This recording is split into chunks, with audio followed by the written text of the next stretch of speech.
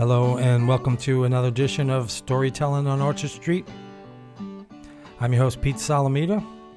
We're in the P&T Knitwear Bookstore podcast studio at 180 Orchard Street. It's a bookstore filled with books, as it should be.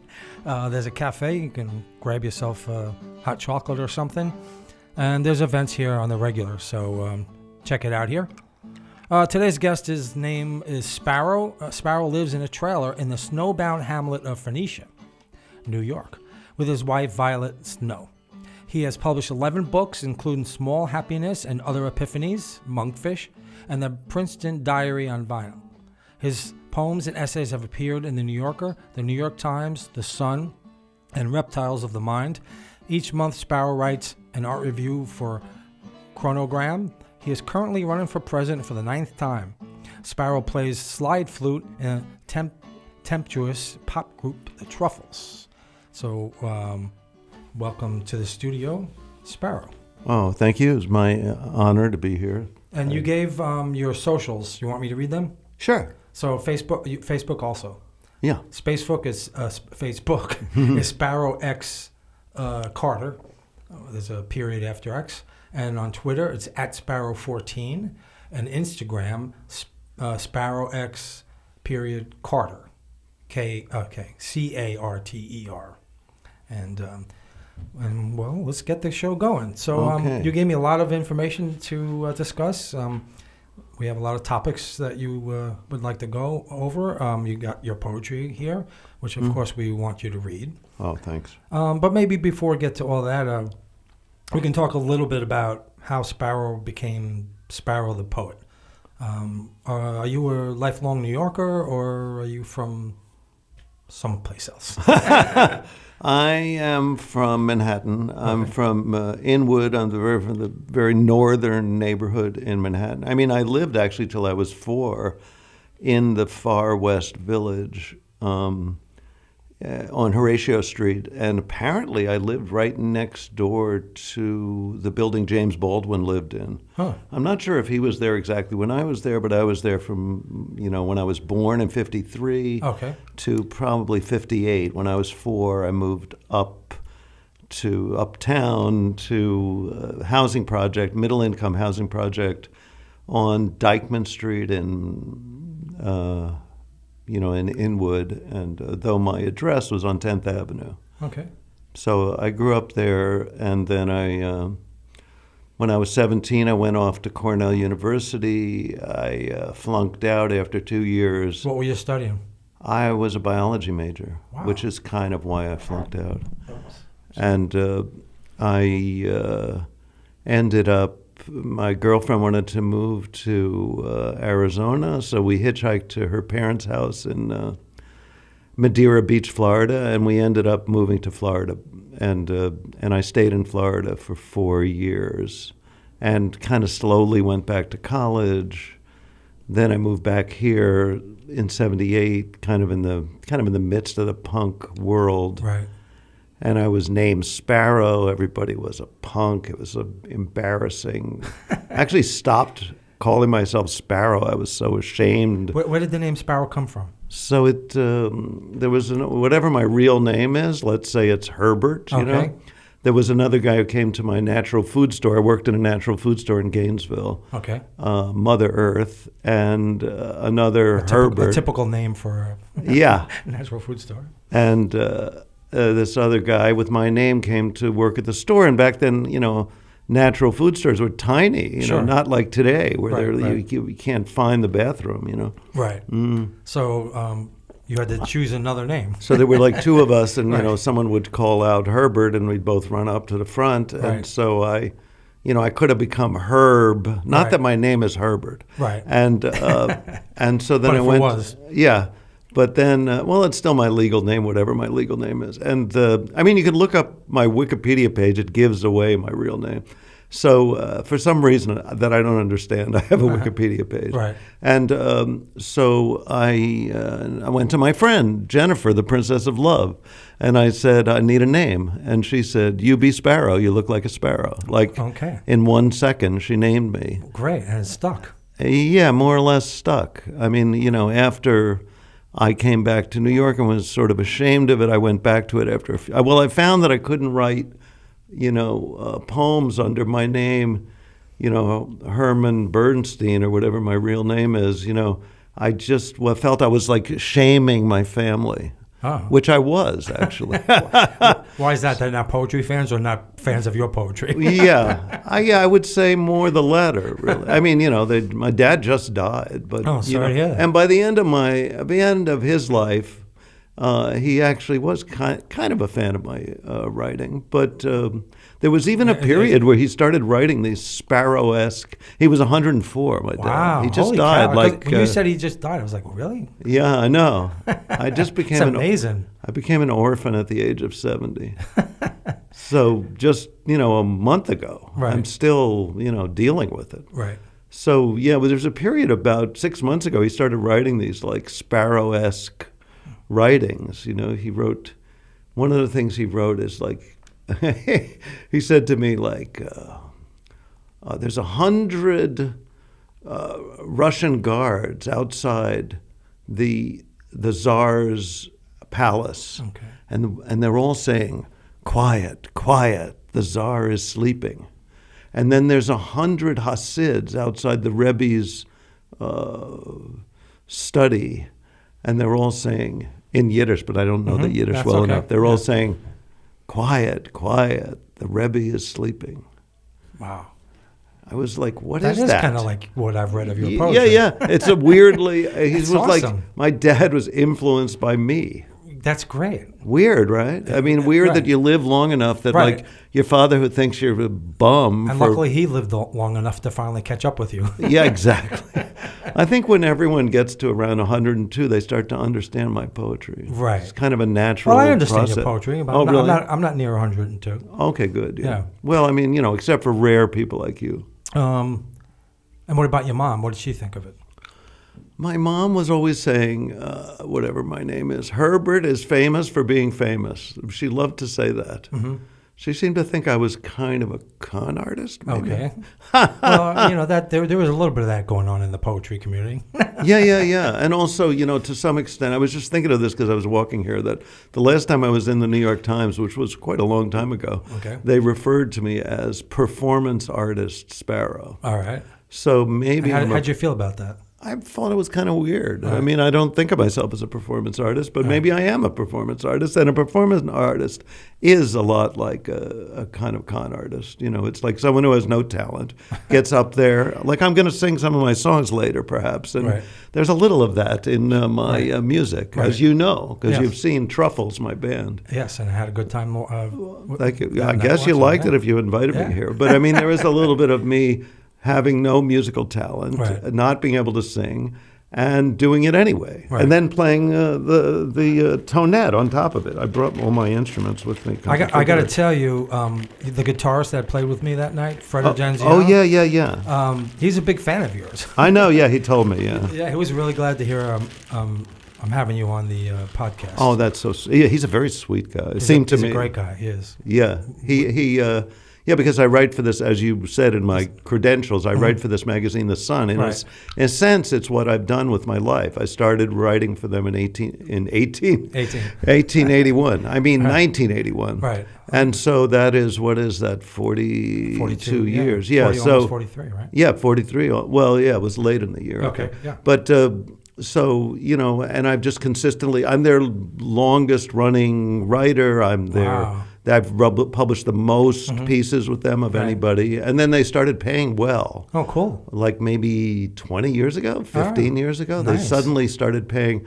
So the last piece that I published, which was my guide to business, my nephew, Ben, said to me, why don't you, he was reading a bunch of business books. You know how people read these books about business? Right. I tried that. It didn't work too good for me. You mean, what do you mean? Reading them? Reading business books. It didn't help you with business? No, I'm not a business-minded person. I tried, but I'm not. Yeah. I mean, I look at them in bookstores, kind of flip through them. But anyway, Ben said to me, why don't you write one? So I wrote one. Right. I mean, I haven't published it as a book, but it got published in the Sun. My point is, I made $2,250 from that excerpt of my non-existent business advice book. That's not a bad deal. So I mean, that's the most they ever paid me. But that's a lot of money to me. A lot of money. I live upstate, as you know, and I own. Really, my in-laws. I shouldn't say this publicly. My in-laws bought us this double-wide trailer. It's a double-wide trailer, not just a trailer. I like to say trailer. I wanted to say trailer makes me sound more so that means proletarian. It means it has twice the amount of room. Yeah, it's a lot of room. Okay, cool. If you're used to living in New York. Right. So anyway, to answer your question, I've lived 35 years in Manhattan, maybe about a half a year or a year in Brooklyn. So now that's half my life. I'm 70, so I'm half here, half my life elsewhere. But I feel like a New Yorker. I come here a lot, and I love New York. All my friends that are old that live upstate are like, New York isn't New York anymore. It's whatever. It's old.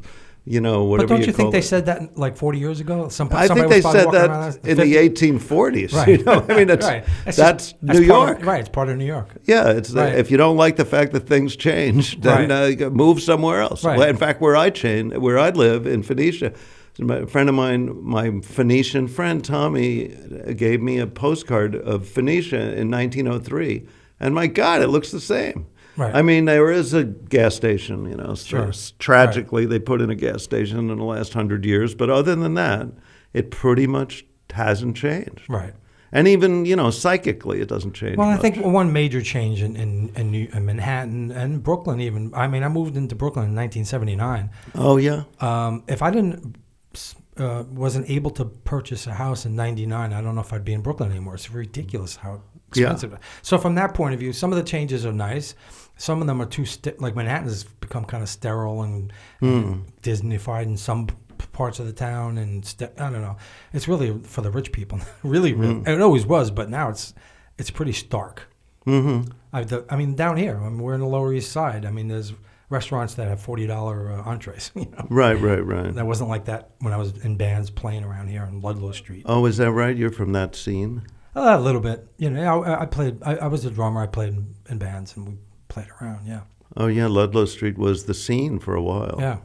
Like in the 90s, I'd say. Exactly. Yeah, I lived in the East Village from 88 to 98. So I was, kind of in the downtown world at that time. Before that, I basically lived way uptown. I had lived in Washington Heights in the 80s. So, I was part of that whatever 90s world of the East Village, which was, I guess some people are nostalgic about it. It was fun for me, I'll tell you that. Right.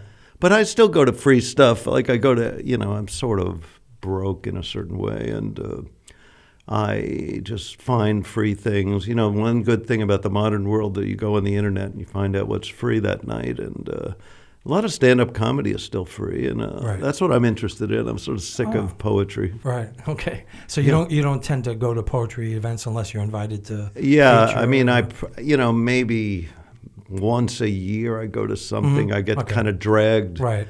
I mean, I got dragged to the Parkside Lounge. Okay. Right around here. Sure. About 3 weeks ago, 2 weeks ago. And I did end up reading. I mean, it was an open reading, and I got in time to put my name on, and, I got to sang a song. Well, that series is over now. Exactly. That was the end. That was the whatever. You went that to series, the last one? Yeah. What was it called? Great Weather for Media. That's right. Yeah. Yeah.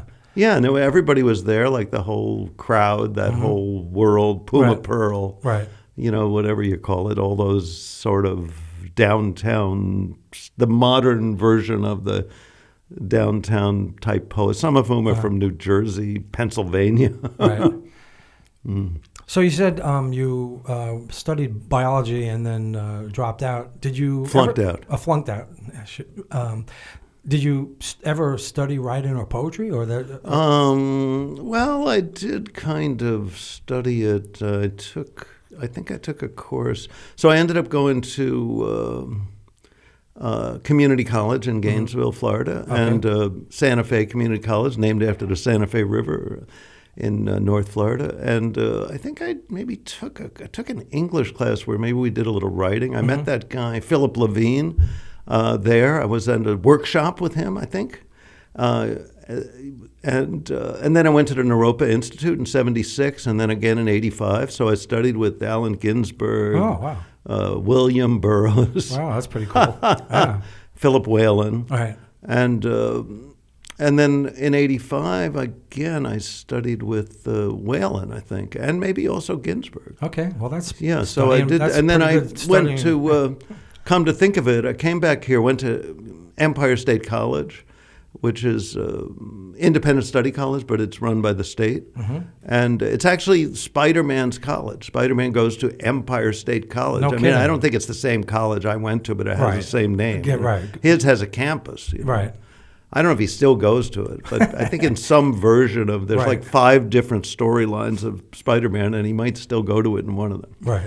But so I went to Empire State, and then I got a degree. Ultimately, it was called writing, and then I got a master's from City College in MA, not an MFA, in creative writing, and I studied with Ted Berrigan there. So I studied with, and then later I studied at a workshop with Alice Notley. All right. Well, you did a lot of studying then. Yeah. I was you did a recently lot of calculated like how many years of my life I was in school. Something like 30. No, wow. Something like that. Well, you go to 12 years just for being a human being. True. Right. Just to get started. And then I went very slowly. Unless you're a real failure. Yeah, I know. Well, if only I tried to run away to Cleveland with my friend Matthew Flam in high school, but he said, well, let me go home and think about it, which is always a bad sign. Right.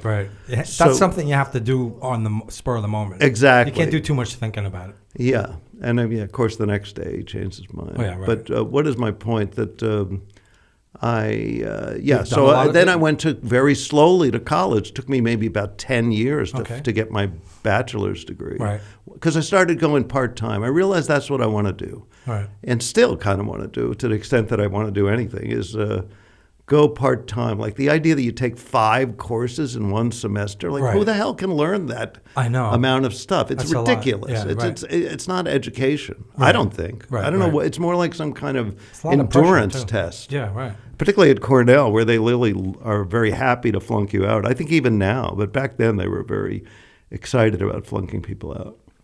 So, did you make a living from writing and poetry, or did you have other careers in the? No, I didn't make. Lately I've kind of, because my expenses are so low and my wife is so nice, I have sort of made a living, and also I'm a little bit of a journalist. So every month, I said that in my bio, I write for Chronogram. So I get a little money. I'm sort of a paid art critic in a certain sense, which is, what can be better than that? Yeah. I call myself the foremost avant-garde art critic of the Hudson Valley. Okay. Maybe the only, Right. but certainly the foremost. It's a title. Yeah. Yeah. Basically I did 2 things with my life after I stopped working at Mother Earth. My dad was in the field, what's now called developmental disability. Maybe you think of it as mental retardation. Mm-hmm. So my dad was a blacklisted communist, and he couldn't work as a machinist anymore because he had to sign a loyalty oath. And if you're a communist, you can't sign a loyalty oath because either if you sign it, you can go to jail for perjury, and if you don't sign it, you don't get the job. So it's kind of a double bind type deal.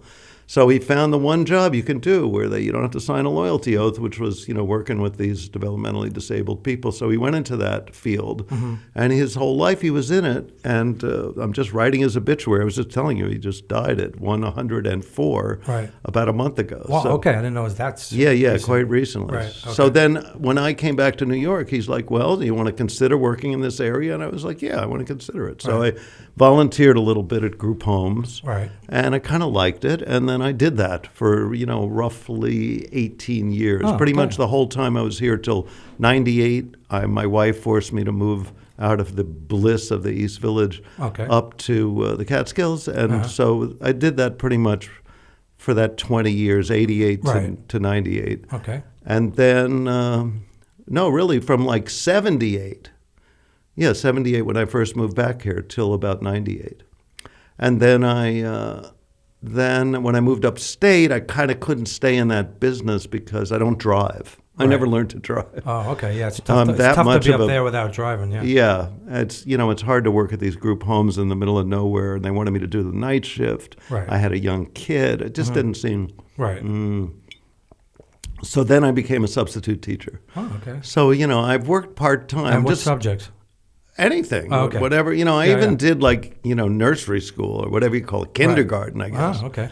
I mean, but mostly I ended up in the high school and junior high school. Right. And I was very beloved. I'm still remembered by. And I That's ended great. up being like a poet teacher. I ended up Right. reading my poems to the students, Uh-huh.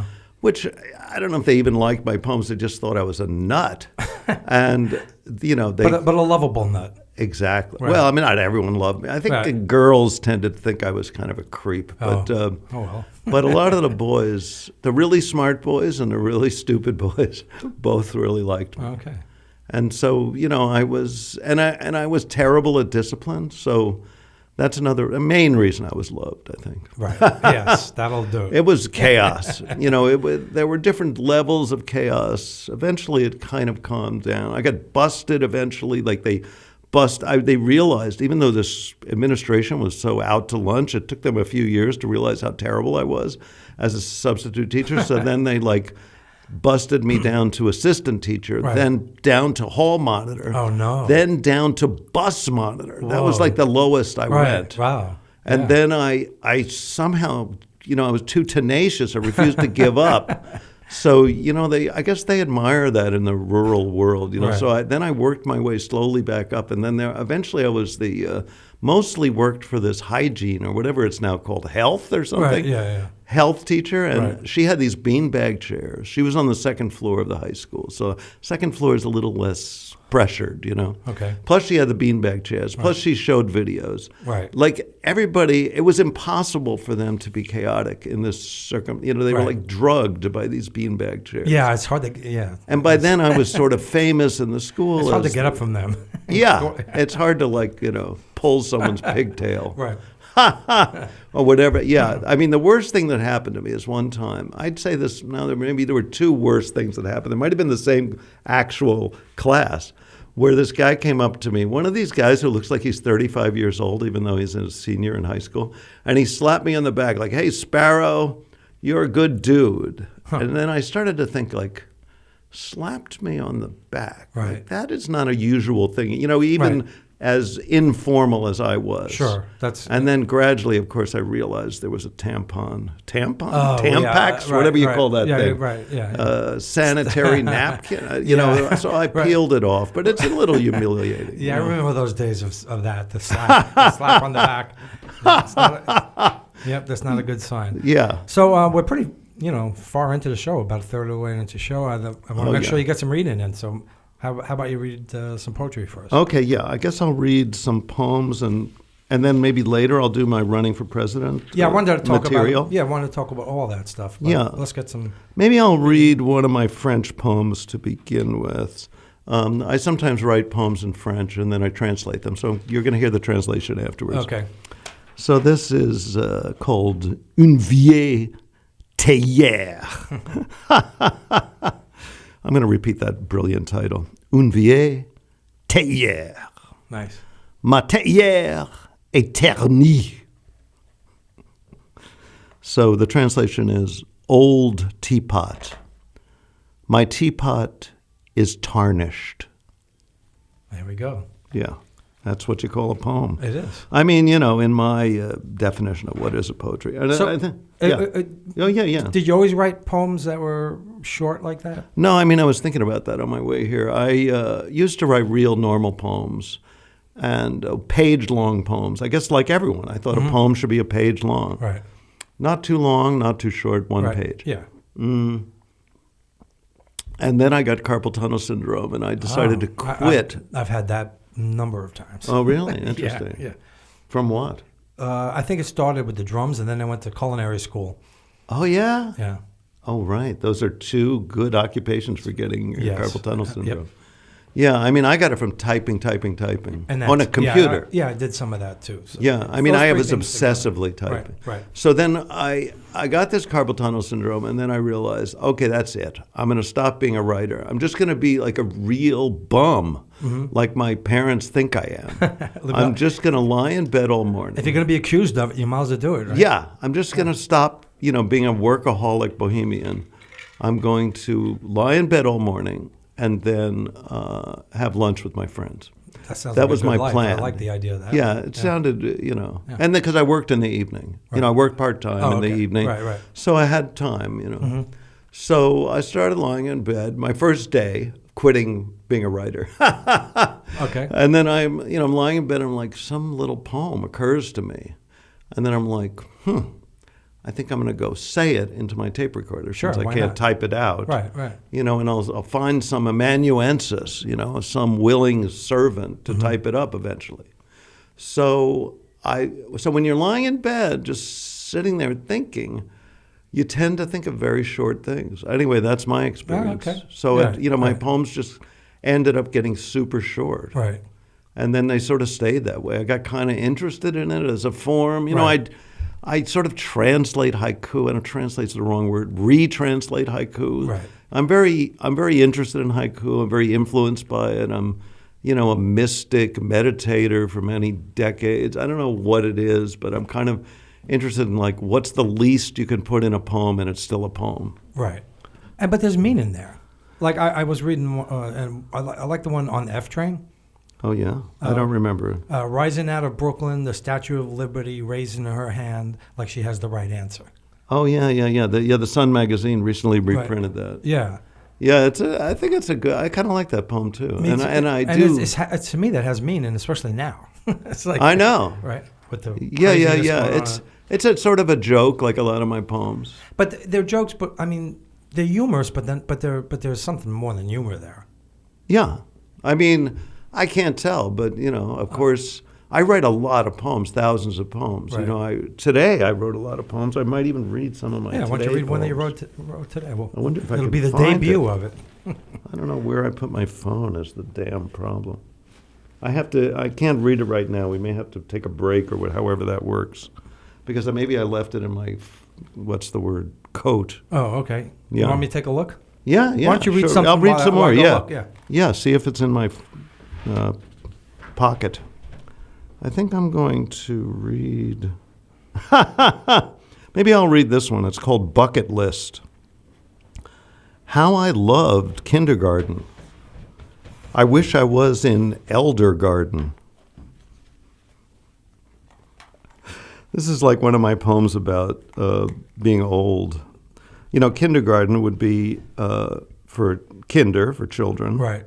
Elder garden is for the elders. And I lately turned 70, so I'm very interested in being old.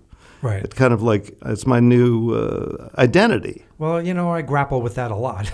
Yeah. You might as well be into it. You got no choice. Yeah, I mean, it's something we all have to make a decision and about. I like that.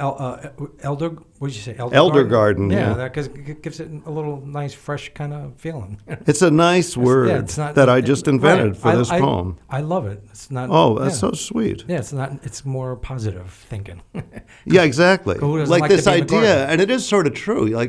My mother ended up in this nursing home, and it is a little bit like kindergarten, or maybe more like nursery school. Yeah, maybe. Yeah. It's funny because my mother years ago taught nursery school. Then her job for the Board of Ed was to teach kindergarten. But when she had dementia in the nursing home, she said that she was teaching nursery school. She thought that she was teaching nursery school every day. Right. And it was kind of a pun, inadvertent pun, nursing home, nursery school. But elder garden, it was a little bit like elder garden. Well, maybe I'll read, this is my latest poem. I wrote this morning. Okay. It's called My Neighbor's Onions.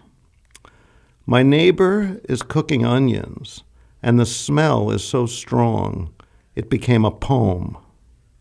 There we go. Yeah. Wait, I'll read this other one that I wrote just before that, because it's also on my new theme of being old. Mm-hmm. It's called Turning 70. I have too many shampoos and not enough hair. exactly. Because I'm staying in my dad's apartment for some reason. There's really a lot of shampoos there. You still? Oh, sorry. Yeah. Yeah, so I'm month like, ago.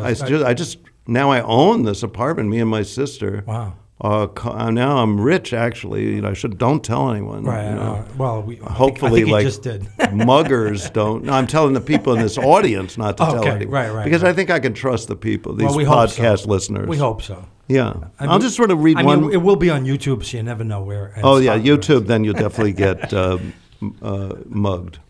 But going on YouTube is like those guys that like rob a bank and then they go on YouTube and it's like, hey, we just robbed a bank. I know, right? This is so cool. Right. Yeah, people get caught doing stuff like that. Yeah, I know. It's like, and maybe the same thing's going to happen to me if they can trace me out. And how dumb are you, right? Yeah. Something like that. Can I just read one more poem? Sure. Yeah. I mean, I just took a bunch of poems that I've written at various times in my life, and I just have a pile of them here, and this one suddenly I like. So there's a famous Zen proverb: before enlightenment, chop wood and carry water. After enlightenment, chop wood and carry water. And this is what's the word? It's a poem about that. It's called My Zen. My Zen. Before enlightenment, chop wood and carry water. After enlightenment, chop suey and carry fisher. Okay. Kind of a dumb joke, really. Yeah. That makes a lot of sense. I mean, you got. Yeah. So, since 1997, you've been running for president. Is that true? No, 92. Oh, 92. I thought. Yeah, this is my 9th campaign. Right. So, yeah, I started in 92. My daughter was born in 91, born in November of 91. Okay. So I was already running. But, you know, because you run, you start your campaign usually before. I think I was already running. But anyway, around that time, 92, running against who was against 92? Was against Bill Clinton and George Bush the first, right? I think so. Right. I would say. Yeah. But I always tell people not to vote for me, and I'm telling you, if you're listening to this or watching this, please don't vote for me. It's a waste of effort. I mean, what's the point? Just for that, I'm going to vote for you. I know. People used to come up to me at parties all the time and say, hey, Sparrow, I voted for you. And I'd be like, did you really vote for me? And they're like, well, I didn't really vote for you. But I have one friend, my friend Janet, who for some reason didn't like Obama, even though she's like a normal liberal. Right. But she voted for me just to kind of piss me off. And, it's true. I shouldn't tell you this. But, if you live in New York State, you can probably vote for whatever, a horse. Doesn't matter because it's going to go to the Democrat. Right. Yeah. Right. That's for sure. But I don't want. But still the popular vote matters. The fact that, Trump lost by 7 million votes, that's meaningful to me. Right. So every vote is a vote. Sure. So, why vote for me? I'm not interested in winning. I mean, winning, once in a while, I wake up in the morning like, oh my God, what if I win? Yeah, I can't imagine being president. Well, the thing is, because Trump, I have a whole whatever complex. I mean, I hate Trump. You know what I mean? I think he's going to destroy the country. Even if he loses, he might destroy the country, especially if he loses. I mean, they're starting in, what do you call it? Civil war right now. They're sending these National Guard troops down to the border in Texas, and they're going to fight the national troops. They're going to actually refight the actual Civil War, like today or something. That's really I'm not following it closely, but I believe anyway. He's a dangerous guy, but one good thing about him being president, really, for people like me. In fact, I want to read my essay about Trump as hippie, as the first hippie president. It just made you realize it's not that much work being president. I mean, you don't really have to do anything. Right.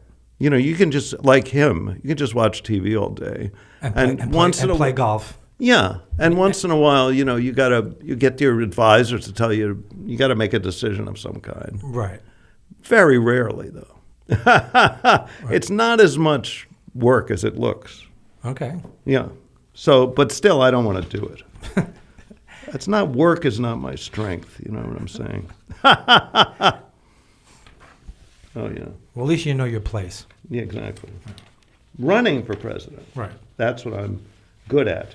I mean, I'm not that good at it, but I mean, that's what I like doing. So do you give stump speeches and stuff? Or? Well, you saw me, right? Right.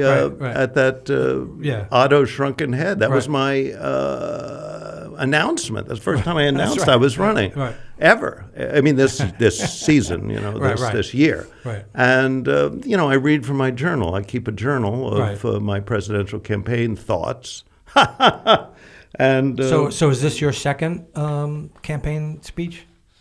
This one I'm giving now? I mean, being here, maybe public. so. I mean, in public. Maybe because I keep forgetting. I do readings once in a while. Like I had this event last night in my apartment, and I forgot to mention I was running. I forget very often that I'm running for president. Well, how about when your band played last night? Right. I know. I didn't mention I was running. Last night my band played in my dad's apartment. It's now my apartment. I didn't realize they played it in the Yeah. We're doing these house concerts. Cool. It's our new that sounds like method. Fun. Right. It was really interesting. Yeah, I mean, so many people came. People on my mailing list that I've never seen. I had no idea they existed. Right. People from the Upper West Side came all the way to Windsor Terrace. Wow. It was so weird. Right. I couldn't quite understand it. People seemed to enjoy it. Who can tell? Right.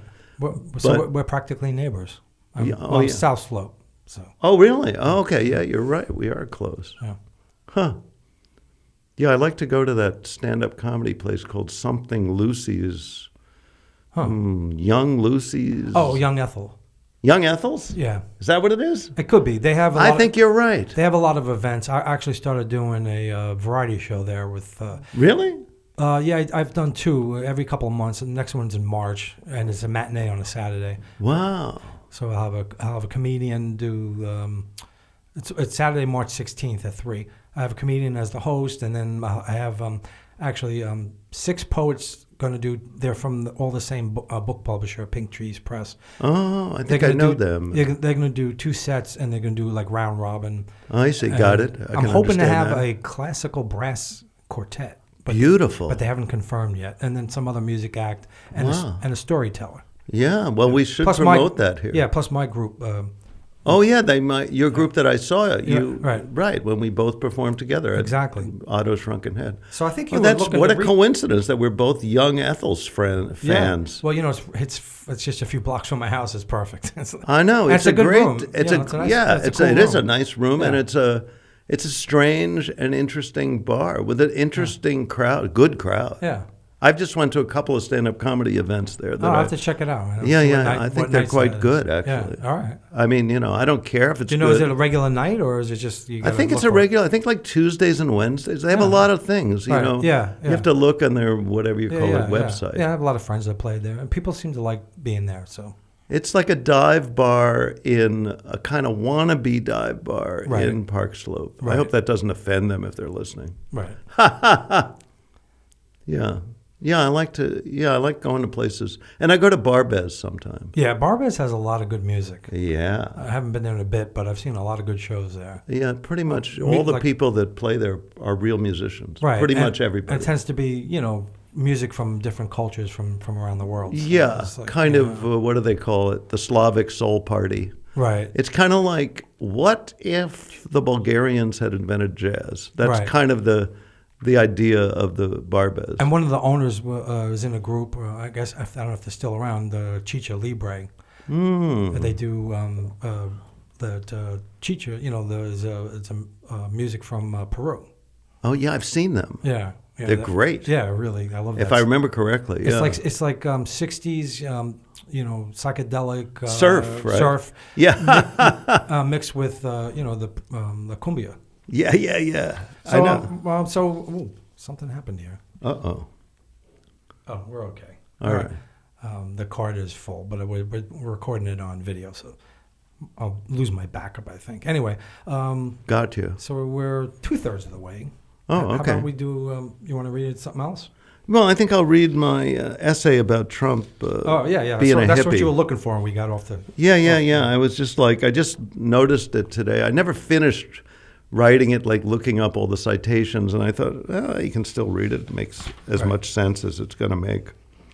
So it has the provisional title Hippie Prez. Prez meaning, it's like an old-fashioned, what's the word, slang word for president. Right. And it's also a slang word, a nickname for a great saxophone player. Right. Yeah.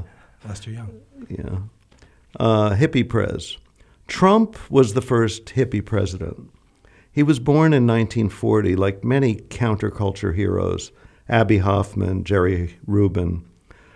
That's the part I have to look up. That's probably not true at all. Okay. For his generation, the Vietnam War was the defining crisis. Like any good hippie, Trump dodged the draft. 5 deferments for bone splints. And the rest of his life, he had no respect for the military. He called the war dead suckers and losers. Trump was the first Republican president since Reagan not to start a war. And in fact, he engineered the end of our nation's longest and most pointless conflict in Afghanistan. Instead of conquest, Trump devotes himself to worldly pleasures. Many old hippies have grown quite rotund, like Donald. And drugs, though he publicly claims to eschew them, persistent rumors link him to Adderall and cocaine. Was he the first successful presidential candidate to actually dance at his rallies? Quite possibly. Trump has no respect for authority of any kind. He calls the courts corrupt, the generals stupid, the media fake. Hippies like him hate the establishment. The most celebrated hippie trait is clearly visible in Trump: laziness. While president, he had about 6 hours a day for personal time, which involved lots of TV watching. Trump's presidency, of course, culminated in the January 6th uprising with thousands of men, many of them bearded and with backpacks, and lots of them stoned on weed, breaking into the Capitol, shouting, "F the pigs." I don't know if I'm allowed to curse here. Well, yeah.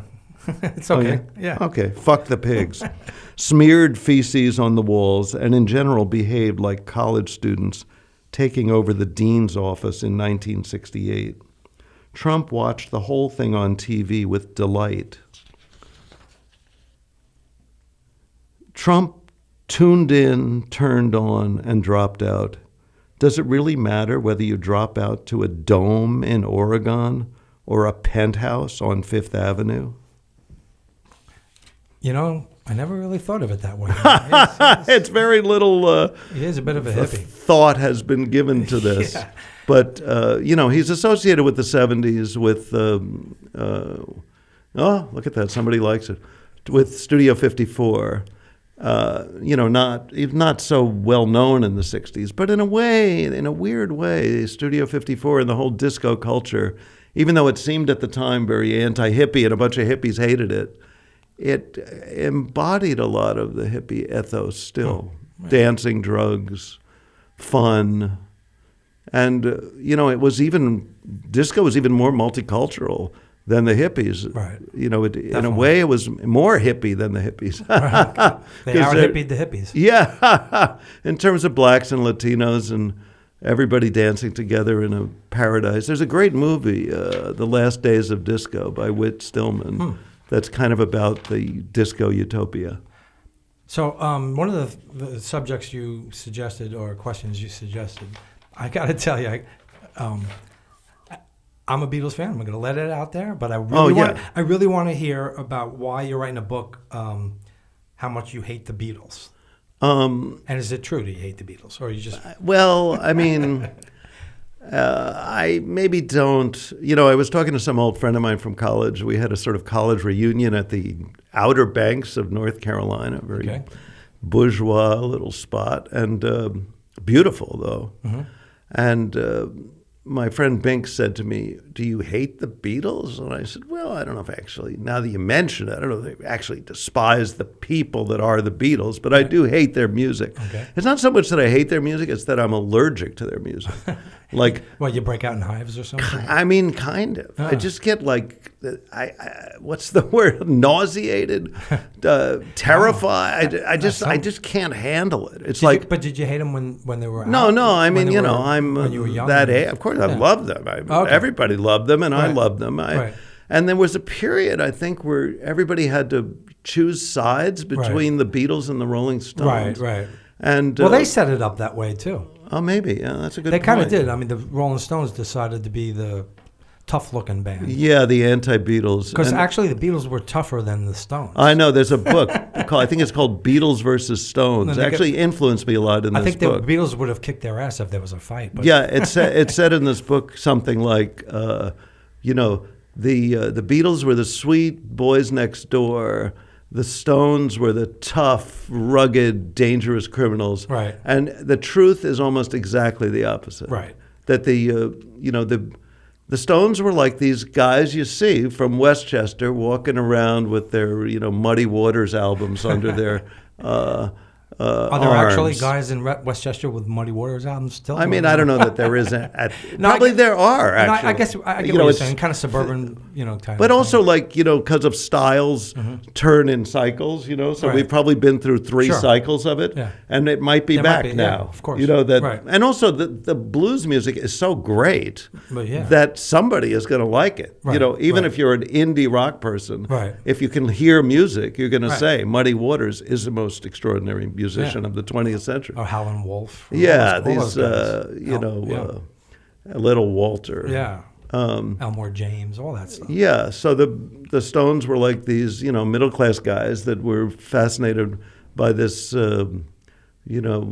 great music and decided to imitate it, whereas the Beatles were, more or less from a pretty tough working-class place, a place like maybe Milwaukee or Buffalo, New York, like a place where you don't expect a band to come out of that you're ever going to hear of. Exactly. And there, like Paul McCartney didn't have indoor plumbing till he was like 10, I think. These guys were, things were pretty primitive over there in England at that time. So, but anyway, I loved them. I always loved them. And at some point, I just can't stand their music. Like I turn it on. Is it because it's just, it's still played today. I work with somebody in their people in their 20s that love the Beatles. But is it is it just too much over the years? It's just for you, like it's just you heard too much of it or too. I mean, I think that might well be part. That's one of my theories. I mean, actually, this book, it's sort of a, biography or whatever, history of the Beatles, and it's also sort of a self-exploration. Like, why do these music drive me insane? Why can't I handle it? And so this is actually happening. This is a book that's coming out. Oh, yeah. I mean, well, whether it's really, it's supposedly coming out. Like I live in Phoenicia, New York, and the nearest, famous town is Woodstock, New York. Right. And the bookstore in Woodstock just started a publishing company. Oh.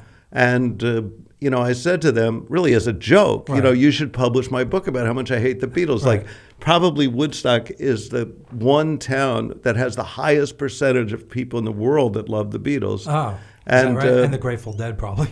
Yeah. Maybe I think the Dead are kind of second to the Beatles. Well, yeah. I mean, in that, even there. Right. But and I'm kind of a deadhead. I consider myself a deadhead. Okay. But I sent them the manuscript, and they said, "Yeah, we're going to publish it." Wow. I mean, whether it's really going to have, okay. It seems to be going kind of slowly, but they. Well, what's the rush? Exactly. Yeah. I mean, I like to, wait for my next triumph. Right. Put it off, but I think it's going to happen. It seems to happen. Right, I mean, I worked very hard on this book for 15 years. I read lots of books about the Beatles. So yours is this is not just like this is sort of my magnum opus. Wow. Yeah, I mean, my wife will not let me say a word about the Beatles.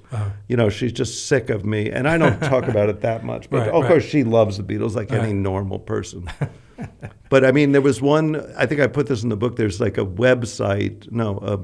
a YouTube video, 7 seconds of every Beatles song. And so normally when I listen to a Beatles song, like right at the beginning, you know, if I listen to Please Please Me, like, Right. you know, right at the beginning, I'll get this kind of rush of nostalgia Right. that lasts about 3 seconds. It's funny you know? you said 7 seconds. I just saw, you know who Jack White is? Yeah. Yeah, the White Stripes. Uh-huh. He can guess what a Beatles song is by the first second of the song. Wow. And they tested him and he got them all right. That's amazing. Yeah. Really interesting. So I started listening and thought, I can handle 7 seconds. Right. And then I listened. After about 3, I couldn't deal with it. 7 seconds is too many seconds for I wonder me. if the punk band 7 Seconds is called that because there was a punk band. Oh, in the yeah, I never heard of 80s that. In the 80s, yeah. So I usually read one of mine. Oh, great. And I wrote this the other night after seeing a documentary about Shane MacGowan, you know. Oh, yeah, I know. From the Pogues. Yeah. Punk Poet of Tipperary, it's called. He lived the way he wanted, no fucks given. What teeth he still had left would bite your arse on a bet. Give him a pint and a bottle of whiskey, he'll reminisce of days of youth that went by in a blur. Singing songs of old Ireland with the pounding of a drum and the penny whistle lovingly calling ancestors laid in graves from famine and wars. Yearning for the green hills of Tipperary, sunlit for miles, instead stumbling home in the rat-infested streets of London, where paddies get beaten for just being them. This old punk has seen it all. His wit had outlasted his last step. He just don't call him a poet. He just wanted to write songs that carried on a tradition with more to it than credit given, in a country torn apart from north to south by religion and a neighbor that poked the bear till mothers laid sons to rest on both sides of a conflict that went on for far too long. Wow. That's for Shane MacGowan. Nice long sentence. It's kind of like a long sentence. Yeah. It was a good documentary, though. Oh, really? Oh, Yeah. yes. I think I heard about it. Yeah. You know, it's funny. He was he decided to do the Pogues after seeing the Sex Pistols, and there's actually a video of the Sex Pistols playing with him in the front row. Oh, he yeah? was a kid too. He was a teenager, whatever. Huh. I don't know how old he was. That's really interesting. So they have a footage of him at a Sex Pistols concert. Yeah, I just recently, I didn't bring it with me, but I just rewrote God Save the Queen, the Sex Pistols song, because there's a king now, you know. It's occurred to me someone should rewrite it because, there's no more queen. Right. So, I lately watching the Sex Pistols. Yeah, I'm kind of a Sex Pistols fan. I mean, I seem to be my opinion about myself is quite possibly what I really am as a straight edge punk. Oh, okay. Because I'm sick of a lot of classic rock, but I never seem to get really sick of punk. I don't listen to it much, but when I listen to it, I always kind of like it. And favorite punk band? Wow, favorite punk. Well, I was kind of deeply in love with early Blondie. Oh, okay. I went through a period maybe 7 years ago watching almost before their first album, like really, really early, but the very beginning of Blondie. Right. Ex-Offender, and Something on the Telephone, Hanging on the Telephone, those kind of early songs. Which was a cover. Oh, yeah? Yeah, I forgot who did the original. It was an older song. Huh. Like The Tide is High was a reggae. Right, but that's later. That's their more decadent Popular period. stuff. Yeah, the pop stuff. And then early Clash. I went through an early Clash period.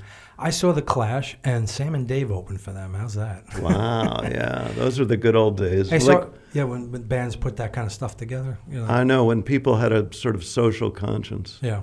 But when I saw the Rolling Stones in 1972, they had Stevie Wonder open for them. Wow. And people in the audience, these assholes, from Long Island. Right. I like to think of them as being, it's like a New York City thing. Like every asshole at Madison Square Garden's got to be from Long Island. Yeah, well. We don't want to admit that they're from Queens. Well, there is a lot of that. I grew up on Long Island, I know.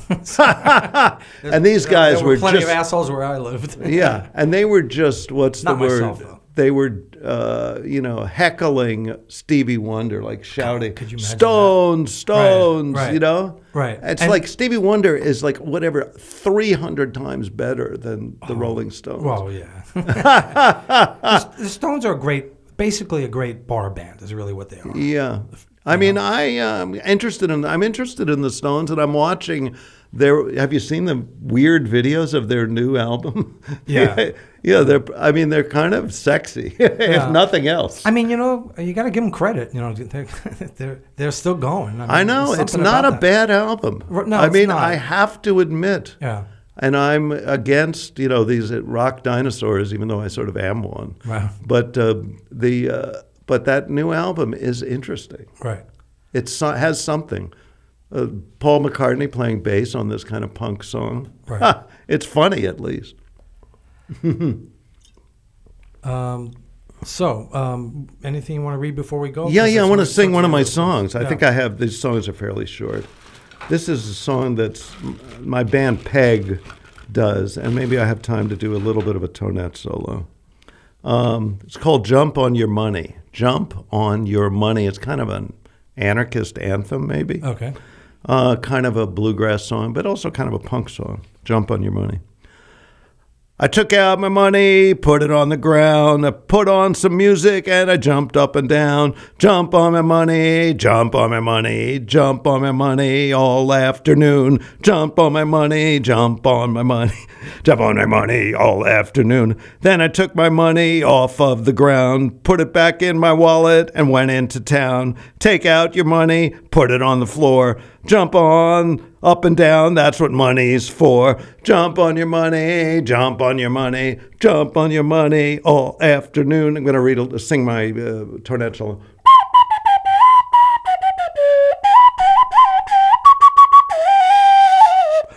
Don't be afraid, no one can tell. They won't see footprints on your dollar bills. Jump on George Washington, jump on Jefferson, jump on Ben Franklin and James Madison. Jump on your money, jump on your money, jump on your money all afternoon. Thank you. Thank you so much. So anything you want to promote before we oh, close off the God, show? yeah, if only I had whatever. Well...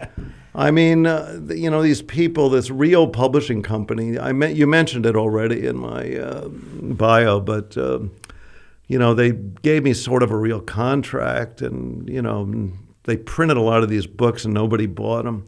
So, and it's a pretty good book, I think. It's called Small Happiness and Other Epiphanies. It's kind of my collected self-help writings, and it's published by Monkfish. Like a fish that's also a monk. Right. Small Happiness and Other Epiphanies. I like Monkfish. Oh, you know it? There is a monkfish. Oh, you mean actually to eat? Yeah. Yeah, I'm such a vegetarian. I didn't even know you could eat a monkfish. Yeah, I mean, I don't know. Truffles is my band. We'd never seem to... have any of our videos on YouTube, but I'm trying to figure out how to do that. But you got to work on it. But all you need is an iPhone and upload it to YouTube. and I know. And let's see. Here's my email: warapps44@gmail.com. Warapps is Sparrow backwards. All right. So then you can get on my email list and you know about all my tempestuous crises that I'm precipitating. There we go. All right. Well, there comes a theme by my cohort in crime, Fred Argenziano. It means storytelling on Orchard Street is going to be signing off. I really would like to thank my fascinating guest, thank you so Sparrow, coming all the way from the trailer in Phoenicia. Is your wife's name really Violet Snow? I mean, it's her fake name. Okay. We're like on the witness protection program. We both live with fake names underground, off the grid. I love it. But we're not that serious criminals. We're just people with fake names. All right. She's a writer. You can read her fabulous book, To March or to Marry. There we go. I'm glad I brought it up. You got a little plug in there. I know. So once again, thank you, Sparrow. You've been listening to Storytelling on Orchard Street, which is recorded in the podcast studios at P&T Knitwear Bookstore at 180 Orchard Street. I hope you enjoyed this episode. Thank you, folks, and be well. Yes.